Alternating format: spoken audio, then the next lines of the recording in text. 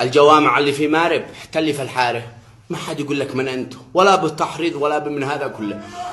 وهذا المصحف الشريف ما عاد بنقولش مصحف واحد، بندي 20 مصحف. نؤمن لكم بالله واحلف فوق هؤلاء الكتب إن عبد الملك البوتي إنه شاف الإنسان، وإنه لا يمثل القيم الإنساني ولا للدخل بالصحابة ولا الدخل، إنه جاء بس يدمر الإسلام والنسيج الاجتماعي. وإن أبو فاطمة وهذا المصاحف إن أبو فاطمة العملية حقهم إنه رسالة من المزلزلي لا شميلة مع 2 مصحف صعدي يدخلون الناس في أي واحد غريم لهم يدخلوا في هؤلاء المتاهات منشان يصوروه ودخم. وكم يا ناس وتخيلوا والله وذي المصحف إن العراقيين واللبنانيين والإيرانيين اللي في صنعاء إنهم بيمارسوا الجنس ببنات اليمن طابت، وغرضهم تدمير الإسلام وتنجيسه. وهذا المصاحف الشريف إنه هذا الغرض. اعقلوا هذا الجماعة لا تمثل لا القيم الإنساني ولا الأخلاقي ولا شيء. دمروا نهبوا فعلوا اللي قد فعلوا. هذه الجماعة ما بعدها إلا المصائب، والثورة هي المخرج الأول والأخير. شفتوا الأمم المتحدة كيف بتدعمهم بطريقة مباشرة وغير مباشرة. المخرج الأول والأخير من هذا هي ثورة عارة منه استأصله. هذه الجماعة لا تؤمن بالدين ولا بالقيم ولا بالقانون ولا عندها شيء.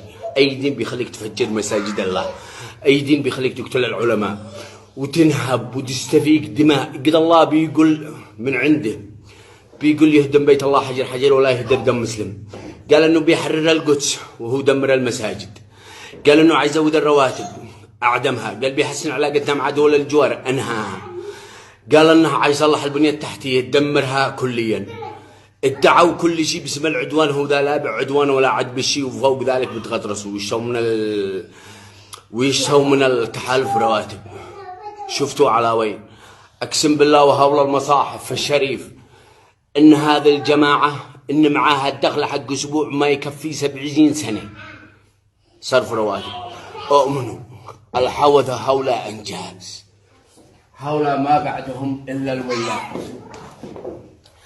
المخرج الأول والأخير ثوره، وهذا بيت الله المعبود. إن هذه الجماعة لا تمثل أي شيء من هذا كله. المخرج الأول والأخير هي ثورة، وثورة 17/10 كانت بروفها وكنت وحدي. وريتكم هم ضعاف والله، واللي ما يحلف الله به إنهم ضعاف ضعاف ضعاف ضعاف قوي. وإحنا بالناشد طارق عفاش وهاشم الأحمر وصغير بن عزيز اجتمعوا، والشعب إحنا معاكم. احنا نمسح بهم ابائب ابوهم في يوم واحد، بس الشعب بانتظار قاده يلتموا حوله. افهموا وانتو خير ما انجبت الوطن هذا، وبه هامات وبه رجال لا هاناك. وانتو لابد ما يكون لكم اجتماع هكذا بارز من شان الناس يلتموا حولكم. انسى موضوع التحالف والامارات والسعوديه، حتى هم مقيدين مثل ما اليمن مقيده تحت البند السابع، ما يقدروا يفعلوا شيء الا بموافقه الامريكان والبريطانيين.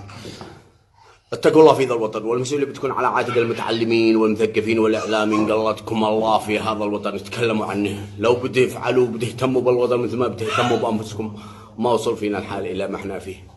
ثورة لا تخافوا من دولة، هؤلاء شويه قسما بالله انهم اهون من بيت العنكبوت. وتحية وثورتنا في 19/3/2023 قبل رمضان بيومين تحت شعارها نفس ما تسمى. الثورة هي المخرج الأول والأخير من هؤلاء الأوقاع.